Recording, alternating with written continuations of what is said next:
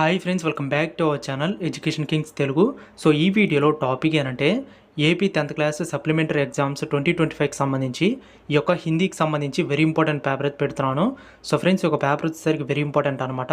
So ముందుగా 10th class వాళ్ళు ఎవరుతున్నారో మీరందరూ కూడా ఈ యొక్క పేపర్ని అయితే బాగా చూసుకోండి. సో ముందుగా అయితే వీడియోని అక్కడ కూడా స్కిప్ చేయొద్దు, ఎండ్ వరకు చూడండి. అలా చూస్తేనే మీకు అయితే ఫుల్ పేపర్ అయితే కనబడుతుంది అనమాట.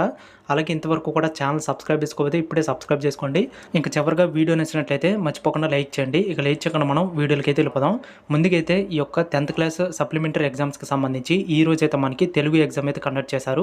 సో రేపు ఏంటంటే మనకి సెకండ్ లాంగ్వేజ్ అంటే హిందీ ఎగ్జామ్ అయితే ఉండబోతుంది. సో ఈ వీడియోలో ఈ యొక్క హిందీకి సంబంధించి వెరీ ఇంపార్టెంట్ పేపర్ అయితే పెడుతున్నాను. సో ప్రతి ఒక్కరు కూడా వీడియోని అక్కడ కూడా స్కిప్ చేయొద్దు, ఎండ్ వరకు చూడండి.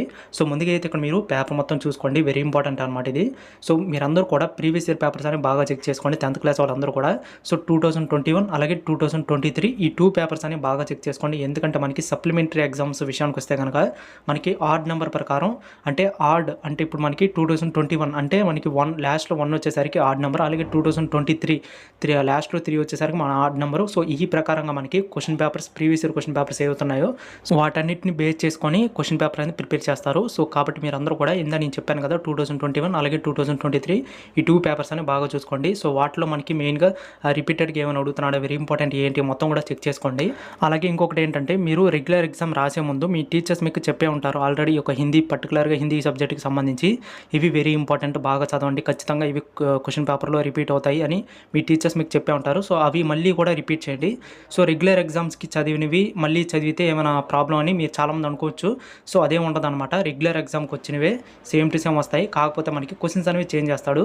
సో అంతేగాని రెగ్యులర్ ఎగ్జామ్వి చదివితే ఏమైనా ప్రాబ్లం ఉంటుందా అనేది అదేం ఉండదు అనమాట. సో మీరు మొత్తం కూడా చదవండి.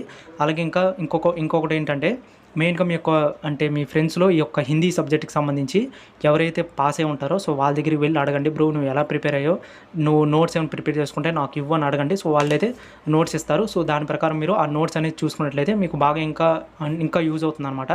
సో ఇందాక చెప్పాను కదా ప్రీవియస్ ఇయర్ పేపర్ మొత్తం కూడా చెక్ చేసుకోండి. సో చూసారు కదా, ఇదన్నమాట పేపర్. వీడియోస్ లైక్ చేయండి. Thanks for watching.